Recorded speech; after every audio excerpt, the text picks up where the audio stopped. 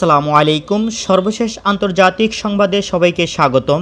আপনাদের সাথে আছে আমি রাহাত হোসেন। প্রথমেই জানিয়ে দিব আমাদের হাতে থাকা সর্বশেষ আপডেটগুলো। আমেরিকাকে আন্তর্জাতিক আইন মেনে চলতে আহ্বান জানিয়েছে রুশ পররাষ্ট্রমন্ত্রী। ইরানে করোনা ভ্যাকসিন আমদানিতে বাধা, মানবাধিকার সংগঠনগুলোর উদ্বেগ প্রকাশ।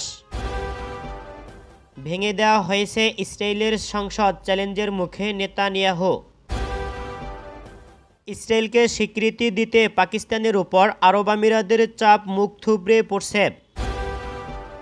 সৌদি জোট অবরোধ অব্যাহত রাখলে আগ্রাসীদের বন্দরে হামলা করা হবে, বললেন ইয়েমেনি পররাষ্ট্রমন্ত্রী। সর্বশেষ জানিয়ে দেব 4 খুনিসহ 15 দণ্ডিত অপরাধীকে ক্ষমতা বলে ক্ষমা করলেন ডোনাল্ড ট্রাম্প। প্রিয় দর্শক, এতক্ষণ শুনছিলেন সংবাদ শিরোনাম, এখন বিস্তারিত। আমেরিকাকে আন্তর্জাতিক আইন মেনে চলতে আহ্বান জানিয়েছে রুশ পররাষ্ট্রমন্ত্রী। রাশিয়ার পররাষ্ট্রমন্ত্রী সের্গেই ল্যাভরভ আমেরিকাকে আন্তর্জাতিক আইন মেনে চলার আহ্বান জানিয়েছে। তিনি বুধবার মস্কো সফররত কাতারের পররাষ্ট্রমন্ত্রী মোহাম্মদ বিন আব্দুর রহমান আল সানির সঙ্গে এক সাক্ষাৎকারে এ আহ্বান জানিয়েছে। রাশিয়ার বিরুদ্ধে আমেরিকার আরোপিত নিষেধাজ্ঞার প্রতি ইঙ্গিত করে ল্যাভরভ বলেন, আন্তর্জাতিক আইন লঙ্ঘন করা ওয়াশিংটনের উচিত হবে না। রুশ পররাষ্ট্রমন্ত্রী আরও বলেছেন, তার দেশ মার্কিন নিষেধাজ্ঞার বিরুদ্ধে পাল্টা ব্যবস্থা নেবে এবং প্রতিশোধ নিতে ভুল করবে না। সাক্ষাতে সের্গেই ল্যাভরভ পারস্য উপসাগরীয়, সিরিয়া ও লিবিয়া সংক্রান্ত বিষয়াদি নিয়েও তার কাতার সমকক্ষের সঙ্গে আলাপ করেছেন। এ সময় কাতারের পররাষ্ট্রমন্ত্রী আলে সানি বলেন, তার দেশ ইরানের সঙ্গে পারস্য উপসাগরীয় দেশগুলোর সংলাপ চায়। এ অঞ্চলের দেশগুলোর মধ্যে ঘনিষ্ঠ সম্পর্ক স্থাপনের মাধ্যমে মধ্যপ্রাচ্যে স্থিতিশীলতা ফিরিয়ে আনার যে কোনো প্রচেষ্টায় কাতার ভূমিকা রাখতে আগ্রহী বলে তিনি জানিয়েছেন। তিনি রাশিয়ার সঙ্গে সম্পর্ক শক্তিশালী করতে কাতারের আগ্রহের কথা তুলে ধরেন। ইরানে করোনা ভ্যাকসিন আমদানিতে বাধা, মানবাধিকার সংগঠনগুলোর উদ্বেগ প্রকাশ। মার্কিন অন্যায় নিষেধাজ্ঞার কারণে ইরান সহ আরও অন্যান্য দেশ করোনার ভ্যাকসিন আমদানি করতে পারছে না। বিষয়টি আন্তর্জাতিক মানবাধিকার সংগঠনগুলোকেও চিন্তিত করে তুলছে। যুক্তরাষ্ট্রের মানবাধিকার সংগঠনগুলোর জোট এক বিবৃতি দিয়েছে, প্রেসিডেন্ট ডোনাল্ড ট্রাম্পকে এ নিশ্চয়তা দিতে হবে যে করোনা ভাইরাস মোকাবেলায় ইরানের ভ্যাকসিন আমদানিতে কোনো বাধা থাকবে না। বিশ্বজুড়ে করোনা ভাইরাস ছড়িয়ে পড়ার পর প্রয়োজনীয় ঔষধ, চিকিৎসা সামগ্রী ও ভ্যাকসিন পাওয়ার অধিকার বিশ্বের সব দেশের রয়েছে।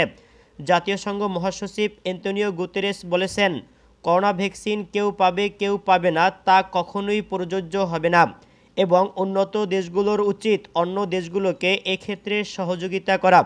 এদিকে ইরান যাতে ঔষধ ও ভ্যাকসিন সহ কোনো কিছুই আমদানি করতে না পারে সেজন্য যুক্তরাষ্ট্র এ দেশটির ওপর কঠোর নিষেধাজ্ঞা দিয়ে রেখেছে।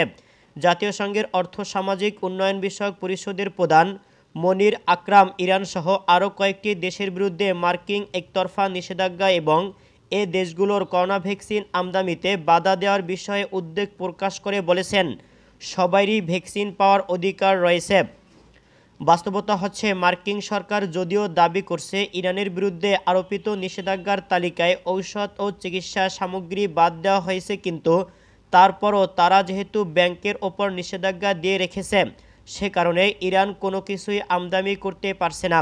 এমনকি ইনফ্লুয়েঞ্জা সহ আরও অন্যান্য জটিল রোগের ভ্যাকসিনও ইরান আমদানি করতে পারছে না। ইরানের করোনার প্রতিরোধ দফতরের প্রধান ডক্টর মোস্তফা কানি এ ব্যাপারে বলেছেন, মার্কিন অর্থ মন্ত্রণালয় ইরান বিরোধী নিষেধাজ্ঞা বাস্তবায়ন করেছে এবং ইরানের জনগণকে তারা টার্গেট করেছে।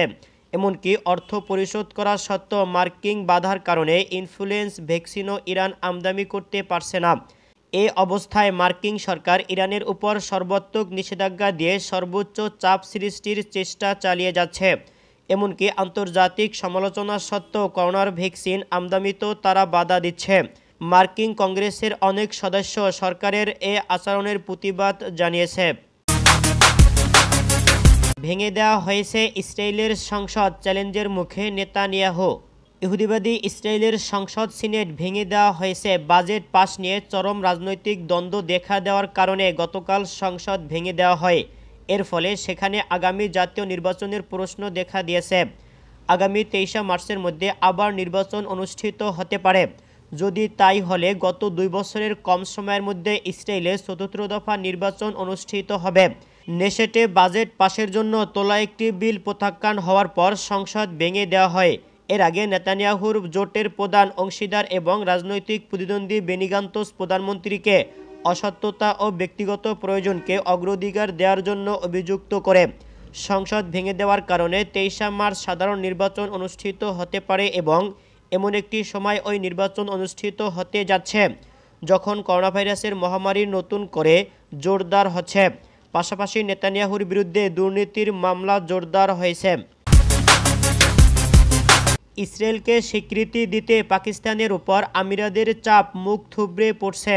ইহুদিবাদী ইসরায়েলকে স্বীকৃতি দিতে এবং তেল আবিবের সঙ্গে কূটনৈতিক সম্পর্ক সৃষ্টি করতে পাকিস্তানের উপর সংযুক্ত আরব আমিরাত দীর্ঘদিন ধরে যে চাপ সৃষ্টি করে আসছে তা কার্যত মুখ থুবড়ে পড়েছে। পাকিস্তান সরকার বলছে দেশের ভিতরে ইসরায়েল বিরোধী প্রচণ্ড জনমত এবং ফিলিস্তিন ও কাশ্মীর পরিস্থিতি একই রকম হওয়ার কারণে সংযুক্ত আরব আমিরাতের চাপ প্রত্যাখ্যান করার যথেষ্ট যৌক্তিক ভিত্তি রয়েছে। পাকিস্তানের পররাষ্ট্রমন্ত্রী শাহ মেহমুদ কুরাইশি সংযুক্ত আরব আমিরাতের রাজধানী আবুধাবি সফর করার পর ইসলামাবাদ তার পরিষ্কার অবস্থান ঘোষণা করল। এ সফরে তিনি সংযুক্ত আরব আমিরাতের সঙ্গে পাকিস্তানের দীর্ঘদিনের অচল অবস্থা নিরসনের জন্য আলোচনা করেছে। ইহুদিবাদী ইসরায়েলকে স্বীকৃতি দেয়া এবং তার সঙ্গে সম্পর্ক স্বাভাবিক করার প্রশ্নের সংযুক্ত আরব আমিরাতের পক্ষ থেকে পাকিস্তানের ওপর ব্যাপক চাপ সৃষ্টি করা হয়। গত আগস্ট মাসে আরব আমিরাত নিজেও ইসরায়েলের সঙ্গে সম্পর্ক স্বাভাবিক করে। সৌদি জোট অবরোধ অব্যাহত রাখলে আগ্রাসীদের বন্দরে হামলা করা হবে বললেন ইয়েমেনি পররাষ্ট্রমন্ত্রী। ইয়েমেনের হুতি সমর্থিত ন্যাশনাল সালভেশন সরকারের পররাষ্ট্রমন্ত্রী হিশাম শারফ আবদুল্লাহ বলেছেন, সৌদি নেতৃত্বাধীন কথিত আরব জোট যদি ইয়েমেনের উপর থেকে অবরোধ প্রত্যাহার না করে তাহলে আগ্রাসী দেশগুলোর বন্দরে হামলা করা হবে। পাশাপাশি অর্থনৈতিক দিক দিয়ে কৌশলগত স্থাপনায়ও হামলা হবে। হিশাম শারফ আবদুল্লাহ বলেছেন, সৌদি জোট যে নীতি অনুসরণ করেছে তাদের শুধুমাত্র ইয়েমেনের জনগণের শাস্তি দেওয়া হচ্ছে। তাদের কোনো পদক্ষেপই ইয়েমেনের সংকটের রাজনৈতিক সমাধানের জন্য ভূমিকা রাখছে না। ইয়েমেনের অভিমুখী তেলবাহী জাহাজ ছেড়ে দেওয়ার জন্য প্রচেষ্টা জোরদার করতে তিনি ইয়েমেন বিষয়ক জাতিসংঘের বিশেষ দূত মার্টিন গ্রিফিথের প্রতি আহ্বান জানিয়েছে। হিমাস আবদুল্লাহ বলেছেন, তার দেশ জনগণ মারাত্মক রকমের জ্বালানির সংকটে রয়েছে। তিনি বলেন, যদিও সৌদি আরব ও সংযুক্ত আরব আমিরাত দাবি করছে যে তারা ইয়েমেনে মানবিক ত্রাণ কাজে সমর্থন দিচ্ছে, কিন্তু প্রকৃতপক্ষে তারা এমন নীতি অনুসরণ করেছে যার কারণে ইয়েমেনের জনগণ দুর্ভোগের মুখে পড়েছে। 4 খুনি সহ 15 দণ্ডিত অপরাধীকে ক্ষমতা বলে ক্ষমা করলেন ডোনাল্ড ট্রাম্প।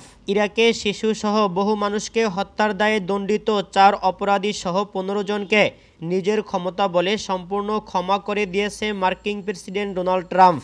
এদের মধ্যে রয়েছে 2007 সালে বাগদাদে বেসামরিক মানুষ হত্যার দণ্ড পাওয়া 4 মার্কিন সামরিক কর্মকর্তা। এরা তখন ব্ল্যাক ওয়ান্টার নামক নিরাপত্তা সংস্থা কন্টাক্ট হিসাবে দায়িত্ব পালনের সময় ইরাকিদের হত্যা করেছে।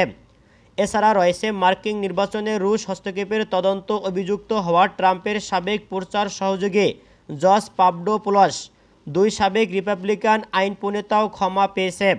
এমনকি রাশিয়ার ধনকুপের গেরমান খানের ডাচ জামাতা আলেক্সো ভ্যান ডান জামাতাকেও ক্ষমা করে দিয়েছে বিদায়ী মার্কিন প্রেসিডেন্ট।